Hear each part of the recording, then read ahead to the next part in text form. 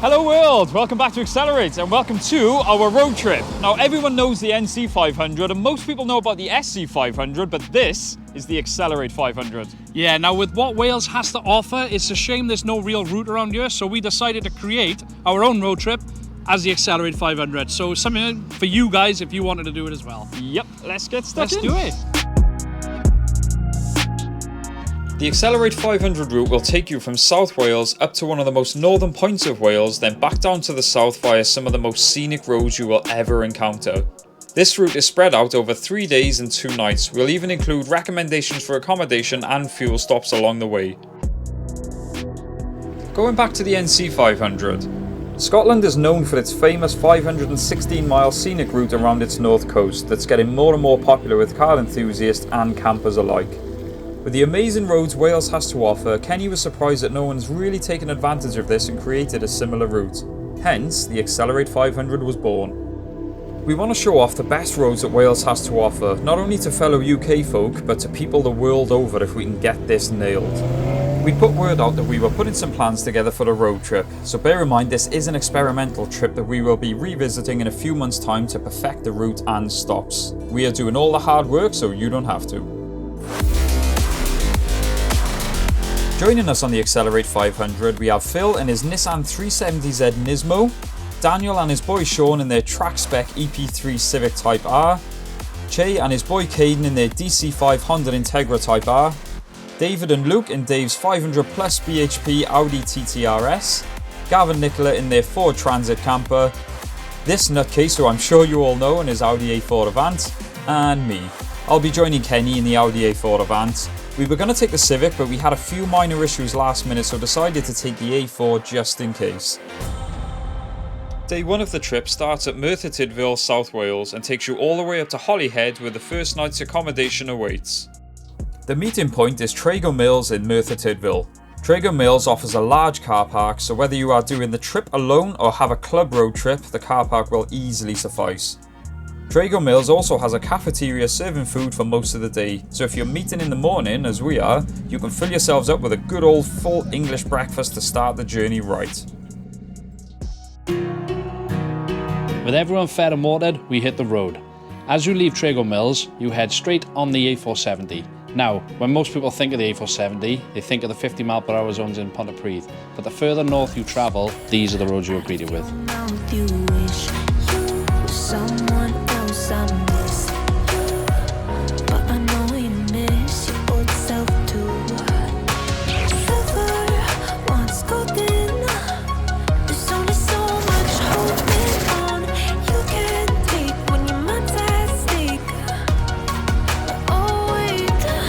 From the A470, we headed up through the Brecon Beacons to Bilthwells. We had to pull over just outside Bilthwells as Kenny decided to mix things up and turn the wrong way down a one-way street. Now I admire the commitment as a few of the boys actually followed us. Right. Once everyone had finished taking the mick out of me, we hit the road again, heading up towards Rhyadr for our first official stop at Elan Valley Reservoir. Elan Valley Reservoirs are a chain of man-made lakes damming the Elan rivers in mid-Wales. The reservoir actually feeds clean water to Birmingham in England. Elan Valley Reservoir has a visitor centre which offers a great place to grab a bite to eat and make use of their amenities. As well as its fascinating history, Elan Valley also boasts some of Wales' most scenic roads.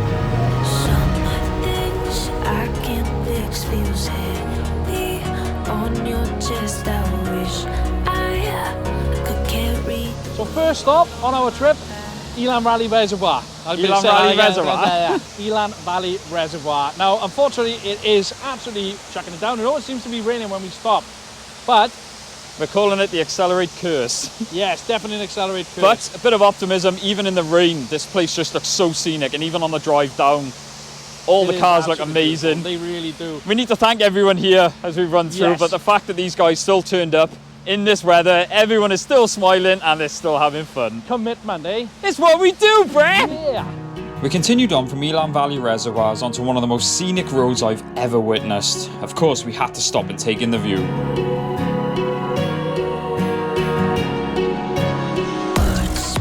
From Elan Valley, we hopped back onto the A470. As we reached Llandudlos, we decided to detour and hit the B4518 to visit the Llyn Clywedog Reservoir. I gotta say, the B4518 road was absolutely stunning and well worth the detour. The reservoir itself was also breathtaking. The video shots and the weather really don't do this place justice. We spent some time admiring the views here until we were soaked through. We then quickly jumped in the cars and headed out. Can we just take a second to appreciate the variety of cars among us? We have Old Reliable, a diesel estate car, a track-focused hot hatchback, an insanely modified purpose-built sports car, a sleek GT or touring car, and an agile little sports coupe. Being a cameraman in this weather is fun. From the Llyn Clywedog Reservoir, it was back on the A470, passing through some beautiful small Welsh villages until we got to Dolgellau. We stopped briefly in Dolgellau for a toilet break after I once again tested people's turning circles. Once we'd recovered from another one of Captain Ron Direction's mishaps, we made it to Dolgellau. If you haven't guessed by now, my pronunciation of Welsh locations is shocking, and yes, I am actually Welsh too. Dolgellau is a beautiful little town with a very classic village feel. The locals seemed rather shocked at our presence. From there, we headed up the A494 up to one of the most scenic stops and a great photo opportunity for you and your car, Bala Lake. The sheer size of Bala Lake is breathtaking in itself, and the fact that you can park your car up right in front of the lake to get some photos makes it a win-win. And if you ask me, the weather actually created some good moody shots. We stopped in the Loch Cafe, which is located right on the lake. Very cosy feel inside and the staff were very friendly and polite. I had a cappuccino and a brie, cranberry and bacon toastie while Kenny had loaded fries with bacon. Thoroughly enjoyed it all, so we would recommend a visit. After getting some more shots of the cars, we headed back out. We joined the A4212, which is surrounded by gorgeous scenery despite the torrential rain. The 4212 was a nice chill drive around the lake. We stopped for fuel at SR, which is located en route at the junction of Trosfynydd, I think I've said that right, which leads back onto the A470 very briefly, and this place does offer premium fuel. It's then onto the A487 close to Festiniog Railway. Festiniog Railway is a heritage railway within the Snowdonia National Park. The single track is roughly 13.5 miles long and travels through the beautiful mountain and forest scenery. We've been driving for a while now. I want to make a very good point. This whole time it has not stopped raining. So all you need to do, if you've got the right people with you on a road trip like this, that's all you need, because everyone here, it has not dampened their spirits. So if you could do this in great weather, great, but even if it's like this. Do you know, it adds to the mood of the trip as well. It does. It's like, especially when the water hits the lens. Yeah, there you go. Yeah, so we're not far from Beth Gelert. The story of the heroic dog Gelert is one favoured among folk tales. In brief, the story goes like this. Prince Llewellyn the Great was a keen hunter and therefore had many hunting dogs.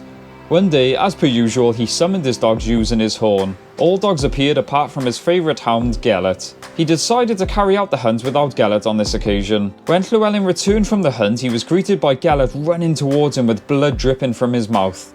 The prince was understandably shocked and a horrific thought came into his mind. Was the blood in Gelert's mouth that of his one-year-old son's? Prince Llewellyn got back to the house immediately and his worst fears were realised as he entered the child's nursery.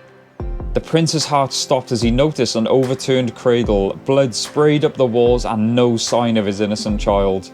Llewellyn couldn't believe that his trusty hound was capable of such an act. Flooded with emotion, the prince took his sword and plunged it through Gelert's heart. As the canine wept in agony, Llewellyn heard the sound of a baby crying coming from underneath the overturned cradle. It was his one-year-old son, unharmed and safe. Beside the cradle was an enormous wolf, dead, killed by the heroic brave Gelert. Struck with remorse, Llewellyn buried his loyal dog where everyone could see to tell the story of this heroic animal.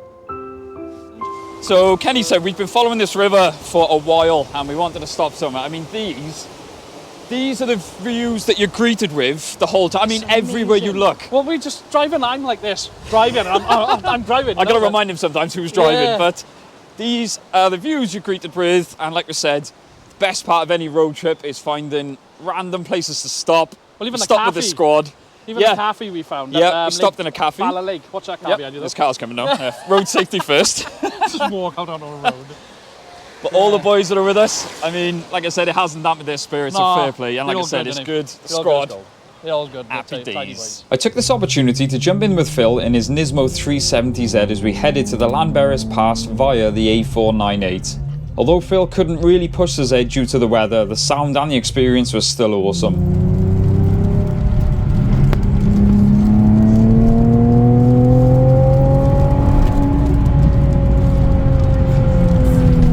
Llanberis Pass is often hailed as one of the best driving roads in the UK. It also offered some more great photo opportunities.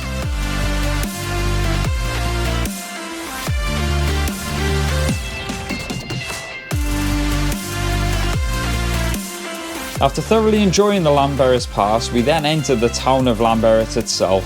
From there we headed back onto the A487 north towards the Menai Bridge. The Menai Bridge was built in 1826 by Thomas Telford over the water from Bangor. The last stretch of the day brought us onto the A55 where the boys could really open the cars up a bit and have some fun.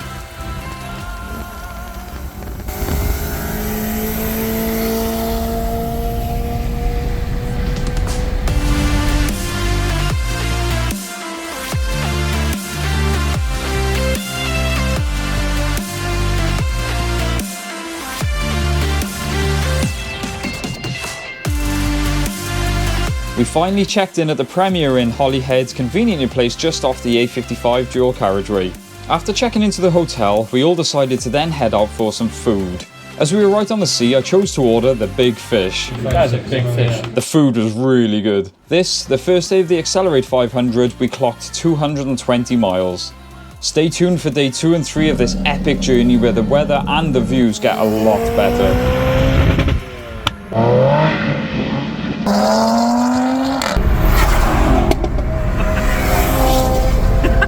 Thank you all so much for watching. Don't forget to like, comment, subscribe, and we will see you in the next one.